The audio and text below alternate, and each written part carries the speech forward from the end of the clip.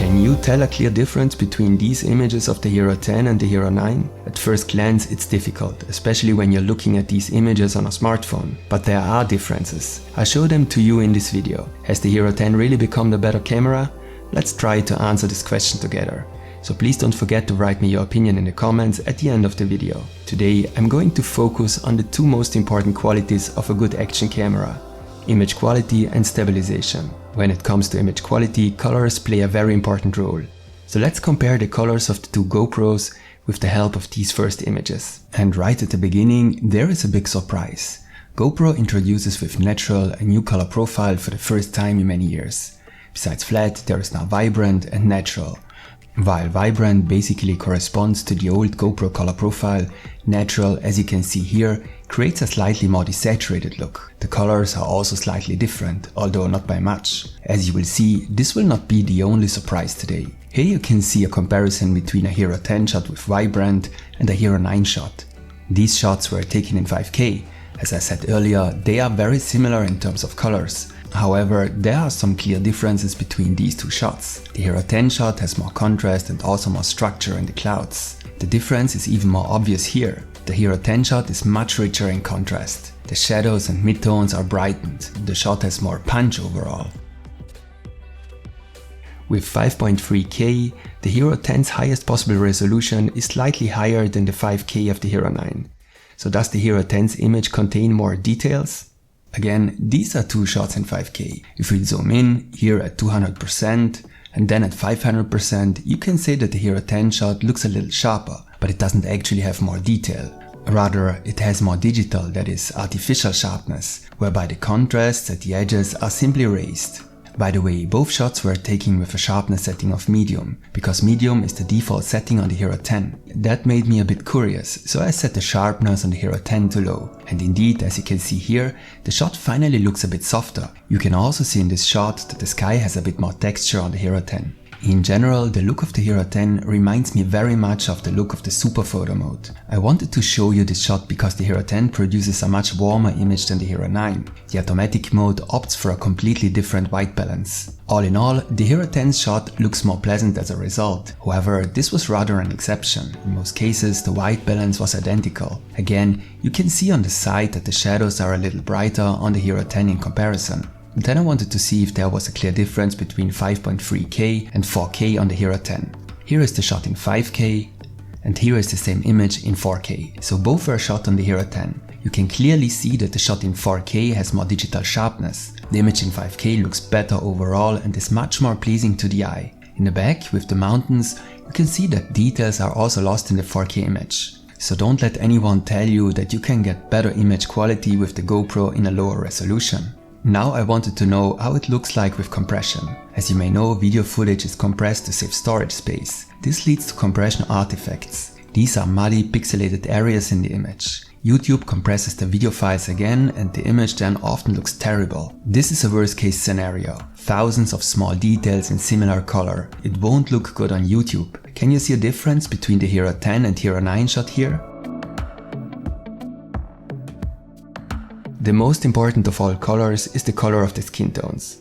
Therefore, let's take a very close look at the skin tones. It's immediately noticeable that the Hero 10 no longer has the beauty filter of the Hero 9. As you can see, the Hero 9 smooths out the skin tones. That's not very realistic, but you don't always have to see every impurity. At my age, the beauty filter was also an advantage, but those days are over now. In terms of color, the skin tones are very similar, even if the skin tones of the Hero 9 perhaps appear a little redder overall. The GoPro has always had some difficulty with dynamic range, so when there are very bright and very dark areas in the same image, often the bright areas burn out and you can't see any detail, and there doesn't seem to have been much progress in terms of dynamic range. As you can see here, the bright areas in the image are clearly burnt out. Well, this is also a very difficult situation. The Hero 9 shot looks very similar. There are hardly any differences in the highlights. In the Hero 10 shot, the shadows look a little brighter. What you might not be able to see on YouTube is that the Hero 10 shot has more noise. There are more artifacts in the dark areas. Is that a bad signal for the low light comparison? Let's see if there are differences in the dynamic range on the Hero 10 when we use different color profiles. All shots were taken with the Hero 10. I can't see any difference between vibrant and natural. The same areas in the image burn out. With flat, on the other hand, a little more detail is retained in the bright areas of the image. You can see this well with the church tower. Here you can see the whole thing again in the magnification. But be careful, with flat you also lose details. Look at the texture of the wall here. When shooting with flat, the details of the wall structure are lost. So flat is not always the best choice. Let's look at how the GoPro behaves when the lighting conditions change a lot. In this comparison with the Hero 9, you can see that both cameras behave almost identically and have the same problems. But again, of course, this is a situation that is difficult for a camera like this to handle. That's why our ride through a tunnel will still look like this. A particular strength of the Hero 10 are the higher frame rates in 5K, 4K and also in 2.7K. This is about the ability to produce high quality slow motion shots. These shots were taken at 60 frames per second. On the Hero 10 in 5K, on the Hero 9 in 4K. 60 frames per second allow for a slow motion of up to 40%. Especially when zoomed in, you can see that the Hero 10's image in 5K already looks better than the Hero 9's 4K 60, but the difference isn't huge and shouldn't be a deciding factor for buying one camera or the other. At 120 frames per second, the situation looks somewhat different. On the Hero 10, this shot was taken in 4K, on the Hero 9 in 2.7K. So always in the best possible resolution. 120 frames per second allow for a slow motion of up to 20%. Here you can clearly see that the Hero 10 produces the better image. It is more detailed and contains fewer artifacts. The Hero 9's image does not look good and appears very muddy. It is similar with 240 frames per second. These allow a slow motion of up to 10%. Here the Hero 10 allows you to record in 2.7K, while the Hero 9 only allows you to shoot in 1080. Here too, the Hero 10's image looks better, even if the difference is no longer that big, because the Hero 10's image also looks anything but good. It only looks marginally better than the Hero 9's image in 1080-240. I would say that better image quality in low light would probably be the biggest wish of the GoPro community. So let's take a look at whether that wish was granted. To find out how the camera performs in low light, you need to fix the exposure and compare the image quality at the same ISO. So it's a matter of how good the image looks at higher ISO values. I started with shots taken with ISO 800.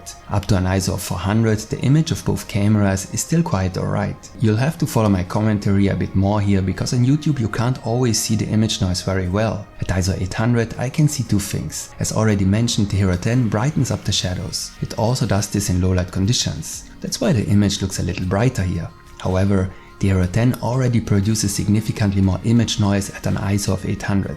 While the image of the Hero 9 is still usable, the image of the Hero 10 clearly looks worse. At an ISO of 1600, both images are barely usable. Everything we said earlier is amplified once again. With the Hero 10, the shadows continue to be brightened and there is clearly more image noise and thus the image looks worse. At 3200 and 6400, all shots are actually no longer usable. So unfortunately, we have to conclude that there has been no improvement in low light on the Hero 10. I would even say that the image quality in low light has gotten worse. But don't go away yet. We still have to look at the stabilization, and even with the stabilization, there are unexpected results. And if you're new here, my name is Werner and I live in the Italian Alps. That's why I can show you these beautiful landscape shots. If you're interested in current prices for the Hero 10 or my favorite GoPro accessories, check out the links in the video description. Hypersmooth 4 is supposed to have made the stabilization even better. Is that really the case? Last year I wasn't completely convinced by the improvements made with Hypersmooth 3. And the comparison of the stabilization starts with a surprise. I intentionally built in slight camera shake with this simple pan, just as it might occur in reality. The stabilization is set to high. The Hero 10 compensates for the camera shake well. The Hero 9 on the other hand does not, as you can see here. I had already noticed this in my comparison last year. GoPro has now got this problem under control. Because I almost couldn't believe it at first, I repeated the test with the same result. A clear point for the Hero 10 and Hypersmooth 4. This is also noticeable in a classic vlogging situation. I hold the GoPro here on a pole and you can see more camera shake on the Hero 9. The image from the Hero 10 looks steadier. Then I tried to do a dolly forward and I did it as smoothly as possible, so I held the camera as still as possible. For such a cinematic shot, linear with horizon leveling is a good choice. Here too the Hero 10 performs better. The difference is not huge, but it is clearly visible, especially here in the magnification. In this case, I mounted the GoPro on the handlebars of my bicycle. This causes extreme vibrations. The stabilization is still set to high. In this test, I can't see any decisive differences. Both cameras compensate for the vibrations, but have some problems with the situation. The image does not look optimal. Then a few walking and running tests with different stabilization settings. On the Hero 10, the on setting no longer exists. There are only high and boost. That's why I compared high on the Hero 10 with on the Hero 9 in 5K. The Hero 9 only supports on and boost in 5K. High on the Hero 10 leads to clearly better results. This running test, however, you can see that high is also too weak for this type of activity. Then I compared high on the Hero 10 with high on the Hero 9 in 4K. There is hardly any difference here, neither in the walking test nor in the running test. Of course, there is also boost. Personally, I avoid boost whenever possible because it leads to a very strong crop. Even the shots with boost look very similar on the Hero 10 and the Hero 9. Again, I can hardly see any differences. Many people think that the stabilization in linear with horizon leveling works best. So here is a running test with linear with horizon leveling. In fact, the image is stabilized very well, even though the stabilization is only set to high, but there is hardly any difference between the two shots. It took me ages to put this together, but I'm glad I did because we learned a lot about the Hero 10 today. The image looks more contrasty overall than the image from the Hero 9. It has more texture in the clouds, for example. It therefore looks a bit more punchy, but it also has more digital sharpness. The shadows are also brightened, the colors have hardly changed. The skin tones are no longer smoothed as much as on the Hero 9. I don't see any differences in the dynamic range. In slow motion, I see the biggest improvements with 4K 120. Unfortunately, there was no improvement in low light. The image even looks worse. The stabilization, on the other hand, could be slightly improved, especially with simple pans and rather small shakes. I am not finished with the Hero 10 yet. I'll try it out when skiing and there will be a long-term review in a few weeks. I think that gave us a good overview. What do you think? Just write your opinion in the comments and give me a like as feedback if the video was interesting for you. Stay tuned for more videos about the GoPro Hero 10 and see you next time.